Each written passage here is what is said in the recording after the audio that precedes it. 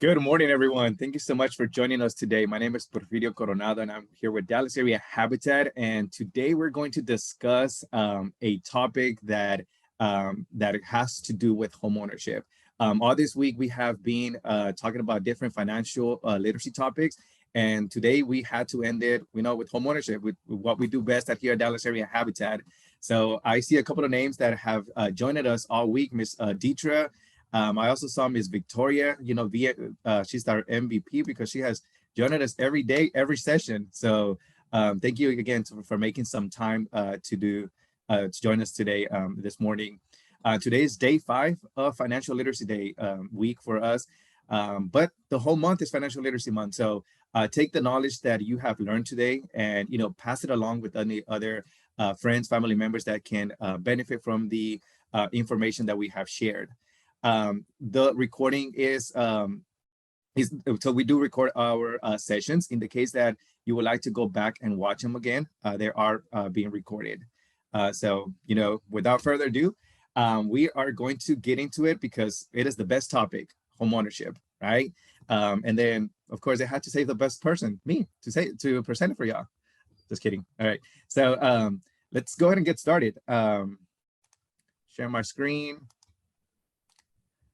All right, so determine your purchase power. Okay, so and then in this topic, we're going to talk about how much are you able to afford based on your income. Okay. Now, before you even prepare to shop for a mortgage, buying a home is exciting, and you all know that, right? It's that eagerness to be a homeowner that makes it exciting, right? It is also going to be the most important financial decision that you will be making, okay? And probably the most expensive one too, right? Unless you purchase like a yacht or something like that too. But it is going to be, one of the most expensive financial decisions, okay? Now, which is why choosing the mortgage to pay for your house is just as important, okay? Now, when we discuss that, we're going to talk about what you're able to afford, okay? But before we even get to that, let's talk about what are the steps of buying a house, okay? So of course, you have to prepare to shop. And by preparing, we talk about, attending financial literacy classes like this week, right? Taking the home buyer education class, right? Talking to a realtor, okay? And knowing what you're able to afford, okay? And then you explore your loan options, right? So what are you able to afford based on your income, right? And then based on those loan options, then you compare them, okay? So you're going to compare apples to apples, oranges to oranges, right? And then based on that decision, you are going to be able to close after that, okay? So there's like the 4 major steps. You prepare to shop, you explore the loan choices, you compare the loan offers, and then you get ready to close. Now, keep in mind, between preparing to shop to whenever you get ready to close, it might be some time, okay? It might be, in today's market, you're probably going to be in there in anywhere from like 3 to 5 months, okay? It all depends on what you're able to afford and what are your needs and your wants, okay? Now, whenever you are thinking about buying a house, you have to understand what are the different loan options that you have, okay? So not all home loans are the same, but they all do have these 3 components, okay? In a loan, you're going to have your loan term, okay? The loan term of your loan is how long you have to repay that loan. Most of the time, as a first-time home buyer, you will pay your loan for 30 years, okay? You can also apply for a 15-year loan. And then, of course, they have other types of loans as well, okay? But just know that between a 30 and a 15-year, there's a big difference because for a 30-year, that is called a long-term loan, right? And for a 15-year, it's a short-term loan. So we'll talk about it in just a second. What are the difference? Now, in your loan, you're also going to have your interest rate type. Okay, the interest rate comes in 2 basic components. Okay, you could either have a fixed or an adjustable mortgage rate, right? A fixed, that means that your principal and the interest is not going to change throughout the life of the loan.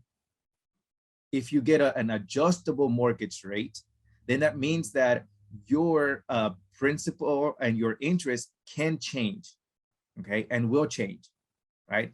And we'll discuss again, all those, we'll go into detail.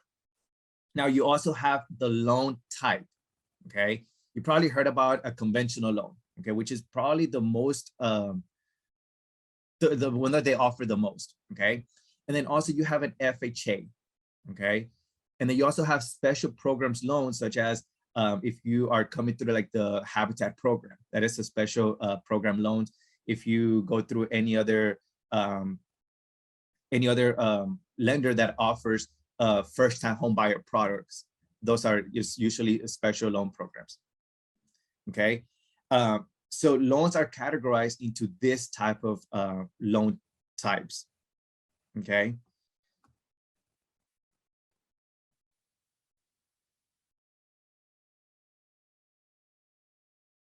Now, in a long term, okay, again, you have between a short term and a long term loan.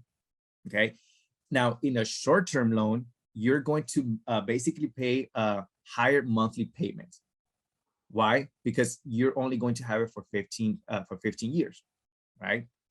Typically, your interest rates will be lower. Okay. And then also your total cost will be lower as well. Okay.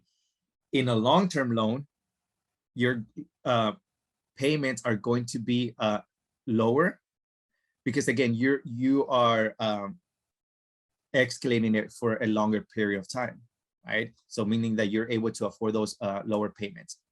Now, typically your interest rates are going to be higher. Okay. And then also you're going to have a higher total cost. Why? Because the loan is going to be for 30 years. And if you were here in previous classes, we talked about APR, right? So you're going to pay APR for an additional 15 years. So the total cost of the loan, it's going to be higher. Okay. Just in general, in a long-term loan, the more interest you will pay, loans will be shorter, usually when the lower interest cost, but higher monthly payments than loans that will be with the long terms. Okay. But a lot of that depends on other specific things. Okay. Especially what is your interest rate and all that. Okay.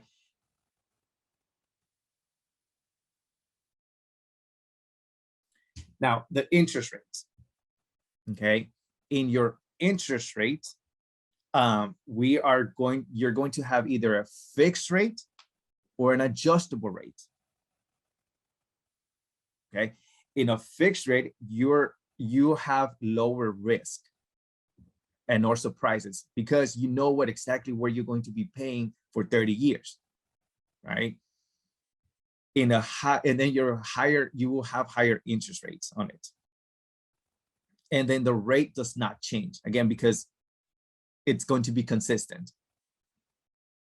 And which means, because it's fixed, your monthly principal and the interest payment will stay the same. Okay. Now, in contrast, the adjustable rate mortgage, okay, it's a higher risk and you have very high uncertainty. Okay. Why? Because your interest rate will change after the fixed period. Okay. When you get an adjustable mortgage rate, you will have a fixed period, meaning that between year 1 to 7, your interest rate will not change. After that, your interest rate will change depending on what the market is at that time, right? So this type of loan or this type of interest rate, it's good for those people or those families that are basically looking for a short-term housing situation. For example, if you know that you're going to be moving within the next 5 years, right? Maybe an adjustable rate mortgage will be better for you, because your interest rate will be lower, right? But if you know that this is going to be like a longer term housing situation, where you're going to be there for over 5 years, maybe your fixed rate will be the better option for you. Okay, because again, it all depends on what your situation is like. So what I recommend for you all to do is that talk to your lenders and see to give you options depending on your needs at that time, right? And also think about what are your goals, right? Are your goals to purchase a house and stay in that house for 5 years? Is your goals to stay in that house for 17 years while your kids graduate, right, and go to college, right? So think about that whenever you're purchasing a house.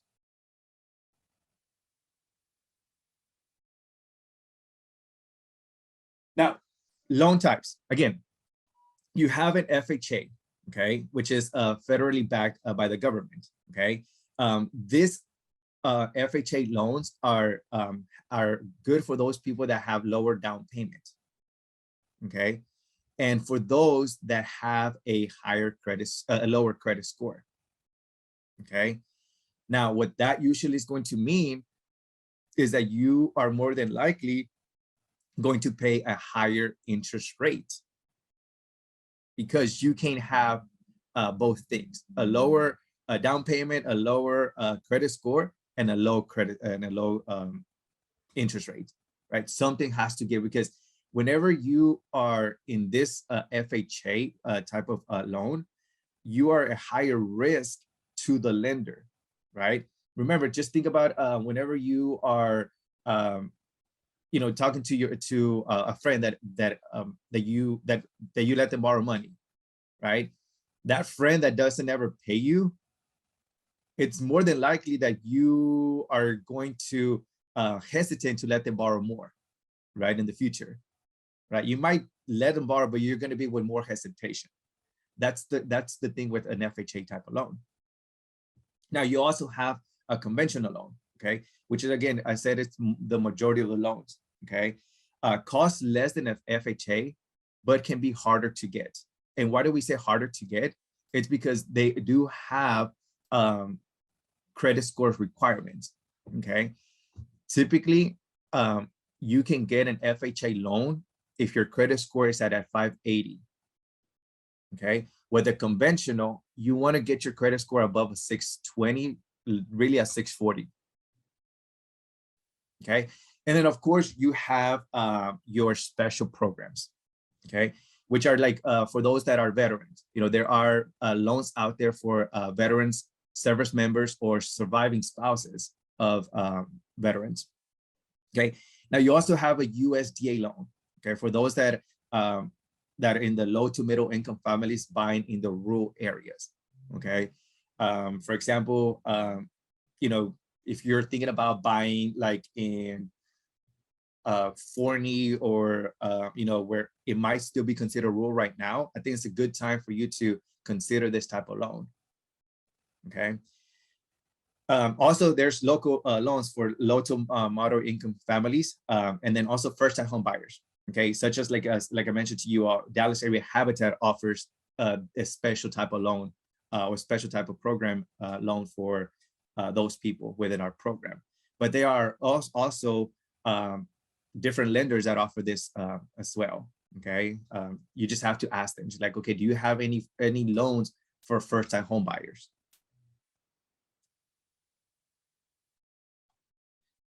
Now, assessing your spendings. Okay, so we already know what type of loans and what you know, each loan type means and fixed rate. Now let's talk about, you know, what are you currently paying right now? Okay, so before you ever start your home shopping experience, look at your current spendings. Okay, look at your budget. Okay, because buying a new home means that you're going to have more expenses. Trust me, you will have more expenses.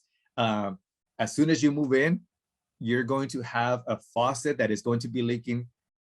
And remember, you're not a tenant anymore. You're a homeowner that now has to fix that, right?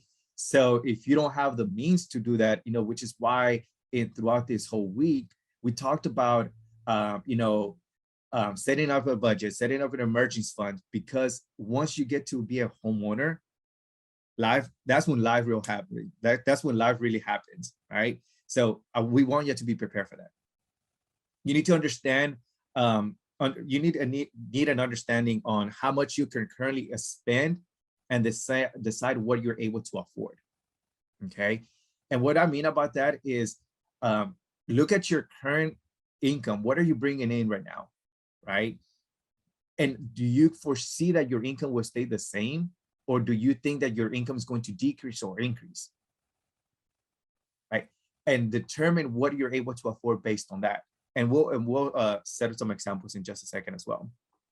But think about that. Like, okay, right now I'm able to afford my rent, which is $1,200 per month, plus my utilities of $500.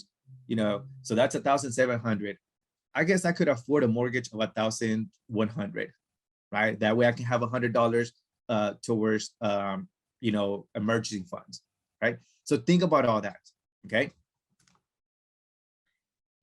Now, decide how much you can afford to spend in a total monthly payment, okay? Again, in your mortgage payment, you're going to have your mortgage, your principal, which is your mortgage principal, your interest, so whatever they're letting you, whatever they're charging you to let you borrow that money. Of course, you're going to pay property taxes. And then you're going to pay homeowners insurance. And most of the time, you're going to be paying mortgage insurance as well. Okay. So I like participation on my webinar. So tell me, someone can tell me, what is the difference between a homeowner's insurance and a mortgage insurance? A lot of people confuse this all the time. All right. I want to hear from someone, otherwise I will call someone out. So what is the difference between homeowner's insurance and mortgage insurance?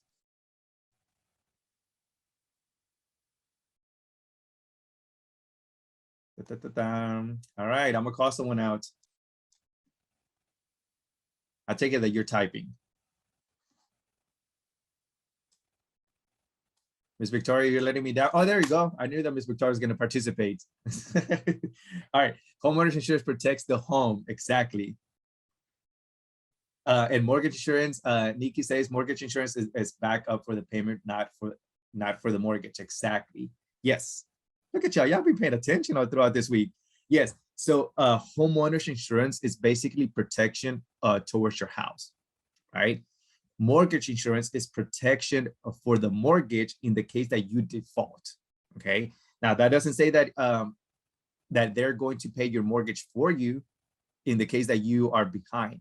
It means that the lender is protected in the case that you're behind, but you, as the person that has that loan, you're still in default and will continue to go through the default process, which is foreclosure and all that.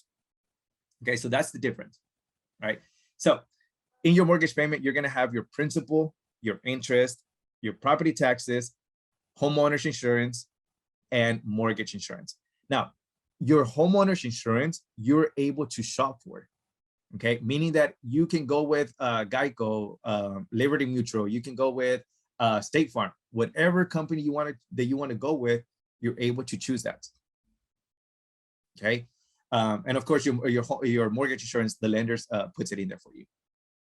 Okay, you're also going to have utility expenses, right? So whenever you think about how much you're able to afford on your home payment, you have your mortgage payment plus everything else, right? Utility expenses such as gas, such as electricity, water, you know. Sometimes you might have HOA dues, right? Especially if you buy, if your house has an HOA associated to it, okay? So think about your new budget whenever you are buying a house, okay? Because again, there's gonna be some things that you're gonna have to give up, right? You might not be able to do your nails, or go out with your buddies every weekend, or whatever the case might be. There might be some things that you have to give up as you are now a homeowner. Okay.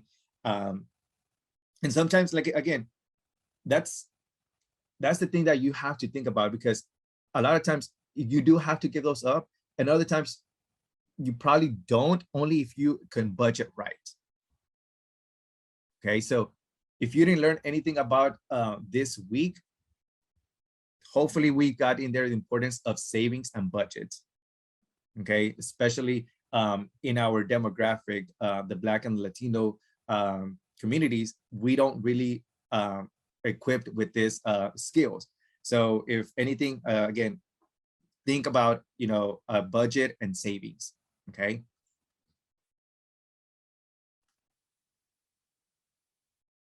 All right. So whenever you are buying a house, there and thinking about what you're able to afford, there's gonna be some terminology that you will hear a lot. You will hear monthly gross income. Okay. So your monthly gross income is the amount of money you earn every month prior to anything being taken out. For example, any taxes paid other than and then the deductions that are removed. Okay. You're also going to be hearing your housing ratio. Okay. This is an estimate of the max mortgage payment based on your monthly gross income, MGI. Okay. And then you're also going to hear debt to income ratio. Okay. You might hear it's like your debt to income ratio is too high, or debt to income is like just where it needs to be low, right? What is it? It's all your monthly debt payments divided by your gross monthly income. Okay. This is the number in, is a one way lenders measure your ability to manage the monthly payment to repay back to them. Okay. So I have a quick game for you all. Okay. Well, not a game, it's an activity, and then we'll play a game if we have time. Okay. So calculating how much you can afford. So just imagine that you are a medical assistant, right? You earn $16 per hour. You work 40 hours a week. How much do you earn per week? Calculation time. Let's see. Who's the first one to put it in there? $16 an hour. Victoria. Of course, you do $16 per 40 hours. That's $640 per week. All right. So you earn $640 per week, right? You work 52 weeks out of the year. How much money do you earn per year?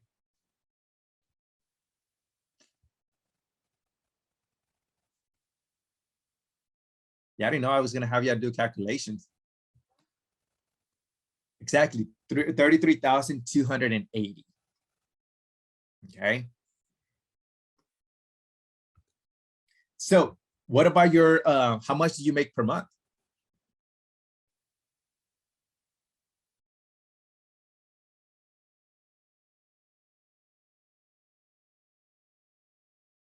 Anyone, how much do you make per month? If you make $33,280 per year, how much do you make per month? $2,773. That's correct, with 33 cents. All right. So that's your gross monthly income. Okay. So you already I already used the terminology monthly gross income. Okay. Now, let's talk about a housing ratio. Okay. Your housing ratio can range between 28 to 33. This ratio depends on the type of loan that you are going to be getting. If you're going to go with an FHA, if you're going to go with the USDA, any type of loan, that ratio is identified. Okay. But hey, Porfirio, yes, sir. Question though. So the numbers are higher using the MGI, but it can get you in trouble because of the taxes, health insurance, and 401k. Wouldn't it be better to use 80% of your MGI, or why do banks and lenders use the full amount of our MGI? Because so lenders use your monthly gross income because you can always change your take home, right? So for example, I'm a single person, right? In my taxes, or in my paychecks, I can put that I have 6 dependents, right? Where they don't take out no taxes for me, right?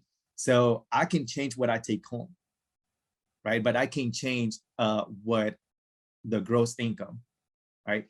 So because of that reason, that's why lenders trying to be fair with everyone else.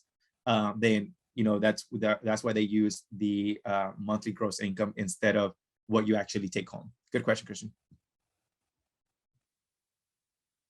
All right.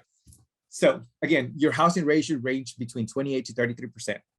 For this, in order for your house to be affordable, okay, and this is per HUD, okay, and this is what us as housing counselors want to teach you on, okay, that your mortgage payment should not be more than 30% of your gross monthly income, okay? So that is in the case that you are making $2,773 per month, then 30% of that is $832. Okay, so that means that your mortgage payment should not be more than $832 in order for it to be affordable for you. Okay, now, like I said, it all depends on the ratio too, but try to keep it as close to the 30%. Okay, so that will be your estimated mortgage payment. Okay, so you could do the same calculations with your income. You write your gross monthly income multiplied by 30% and see and look at that number like, okay, well, $832. Could I find a house for $832 per month? And then at that time, you can, there are tools out there that are used to just to look at, don't take it for what they are. For example, like Realtor.com, Zillow, and all those. Look at it like, okay, could I get where are the houses located for $832 per month? Or where are the houses located for $1,300 per month? Because that's what you're able to afford based on your calculations. Now, debt to income ratio. So your debt to income ratio ranges between 36% to 45%. Okay. Again, this is your in other terms, they also use it as the back end ratio. And again, this also depends on the type of loan that you get. Okay, it goes hand in hand with the front end ratio or the housing ratio. Okay, so if your total this is what is your total debt that you're able to afford with a 43% ratio? Okay, so again, back to your calculation. Okay, $2,773 per month. I multiply that by 43%. Then that means that you're able to afford a total of $1,192.53 on credit. Okay. You heard that word, on credit? This 43% or this debt to income ratio is including your housing ratio. Okay, so do you remember what it was for your calculation? $832. Okay, so what would be the debt without housing? Okay, so you would take your $1,119 minus $832, which is what you're able to afford on your mortgage payment, and that leaves you with $360. Okay, now this $360, it's anything else on credit, okay, such as like credit cards, car notes, student loans, that estimated monthly payment for student loans, anything that is on credit that you are making a monthly payment to it's included on this 360. Okay. Now, whenever you do your own calculations, and we are, like I said, if we have time, we can play a game. But whenever you do these calculations, let's say, for instance, that I had a mortgage that I was this medical assistant. My estimated mortgage payment is $832. I could afford a total of $1,119 on credit, right? Which means that I'm only left with $360 of other debt. What if I had a car note of $425 on credit? What does that tell me? Anyone? Exactly, you're in deficit. That means that I am not able to afford my mortgage payment of $832, right, on credit, right? Because again, that is based, that's what I am able to afford, but because I have so much credit or so much debt, I can't afford it on credit. Okay, so what I would need to do is see how could I pay that debt off so that I could afford my mortgage payment of $832. Okay, so look at that.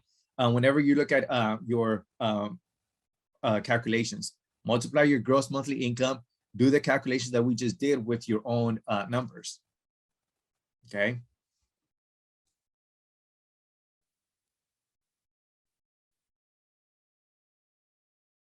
All right, so before, this is Habitat, we do what we want sometimes. All right, so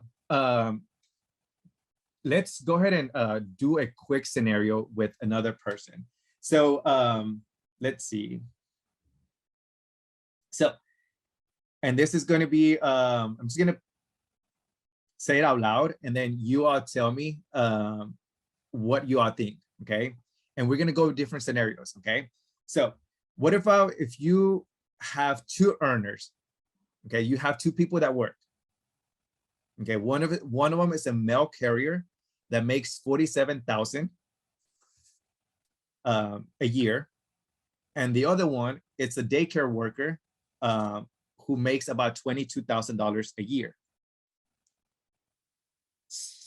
Tell me, what are the affordability ratios for that person?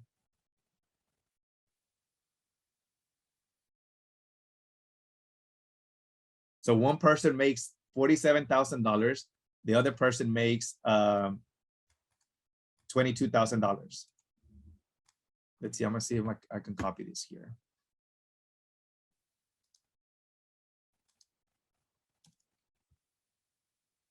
That's the question. So one makes 47,000, the other one makes 22,000. What are the affordability ratios for that family household?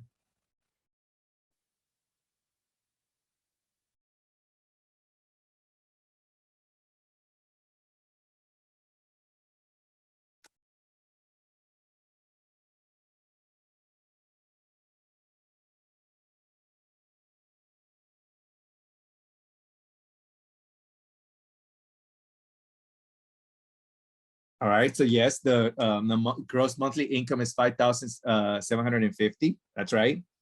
So what are they able to afford based on the calculations that we just did, the ratios?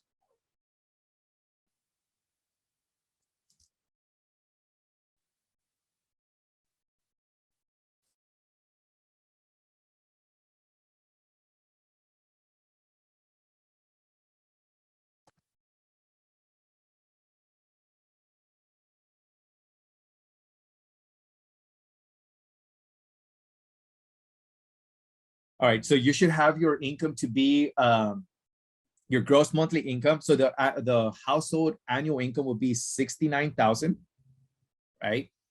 That would bring you at 5,750 of your monthly gross income, right? So then we would take that gross monthly income of 5,750, multiply that by 30%. That gives you an estimated mortgage payment of 1,725. Okay, remember, we're doing the same calculations as here. Go back. We're doing the same calculation.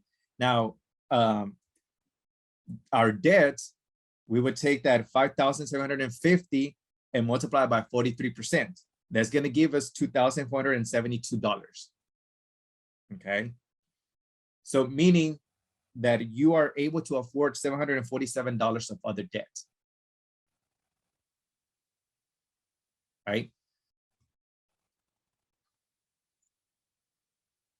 What if that person had a car note of $500 on credit? Okay. Are they still able to afford their max mortgage loan? Yes, exactly. Because they are able to afford $747, right? So their mortgage, that stuff on credit, that car note, it was not, it's not going to impair them from being able to afford their max loan amount. Okay. So thank you so much for participating. All right. So to conclude, there are many mortgage calculations available online. Okay.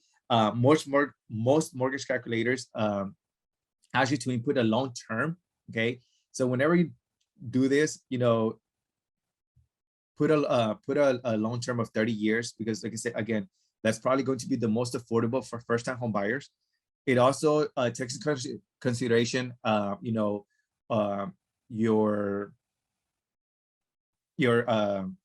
your down payment.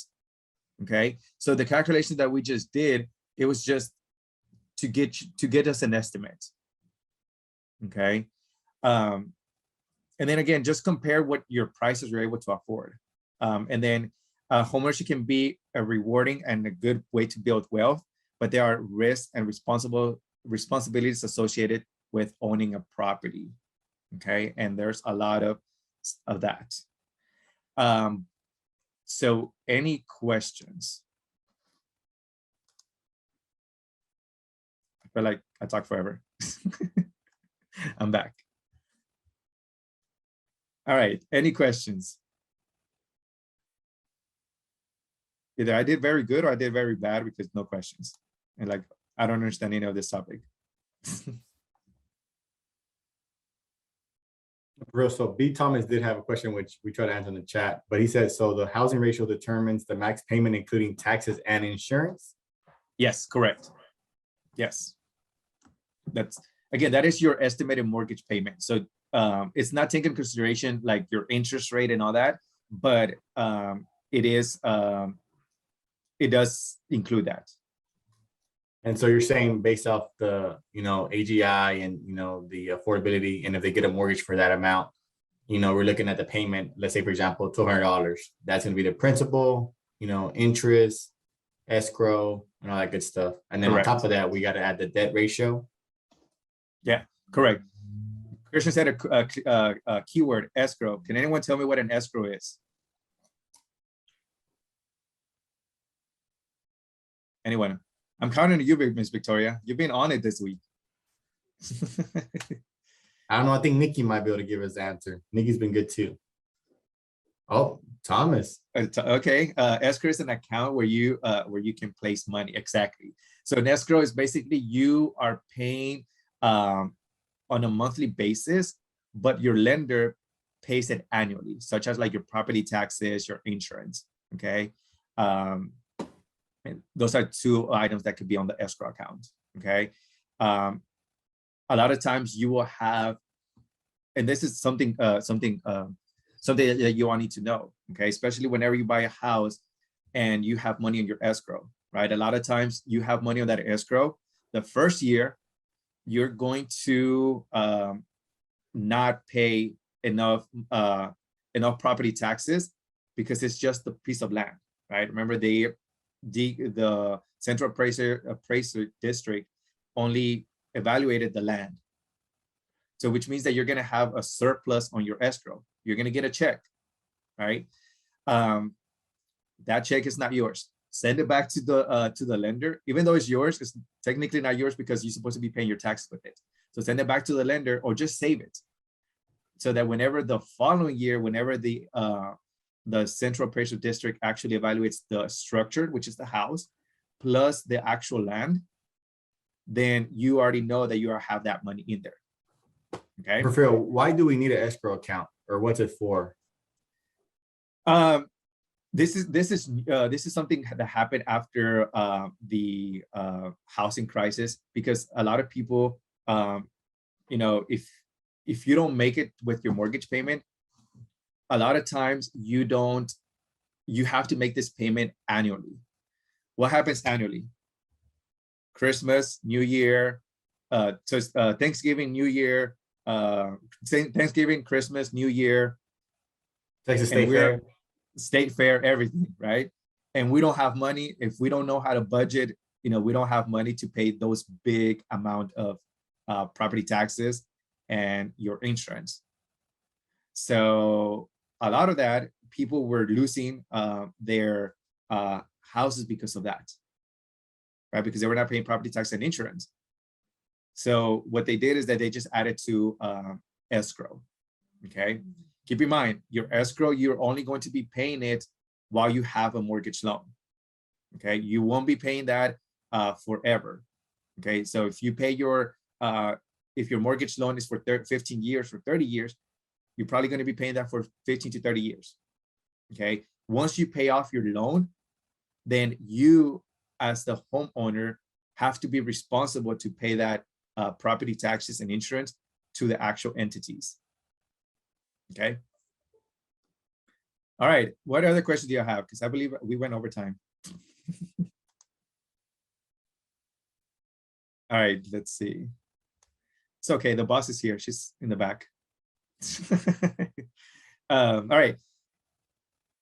Yes, one more session. We do have one more session later today at noon. We're going to talk, make sure that you join us. We talked about what you're able to afford. So take this time, to look at your gross income, look at what you're able to afford, and come back later at noon. And yes, Ms. Marquita, go ahead and type your question. And come back at noon, because we're going to have a realtor that can tell us, if there are houses available for that amount. Let's say, for instance, I could ask you, like, hey, are there any houses available for $832 per month? And if so, where area? Oh, okay, yes. And so Ms. Jackson's question was, how are we advising clients to deal with inflation on home buying when the income is so low? How are we advising clients when inflation is so low? That's a good question. So in our counseling program, we focus on educating clients on, affordability, and then also on saving. So especially right now with the interest rates going up, then what we try to work with the clients is, look for down payment assistance programs, maybe a special loan programs that can be attached to a down payment assistance programs, so that their mortgage could be affordable still. Good question.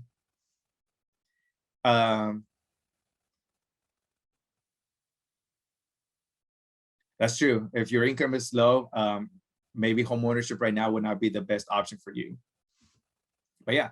All right. Well, again, join us later today at noon. Thank you so much for joining us. Again, this is the 5th day of Financial Literacy Week that we have here with Dallas Area Habitat. Again, my name is Porfirio. Thank you so much for joining us, and I look forward to working with you all.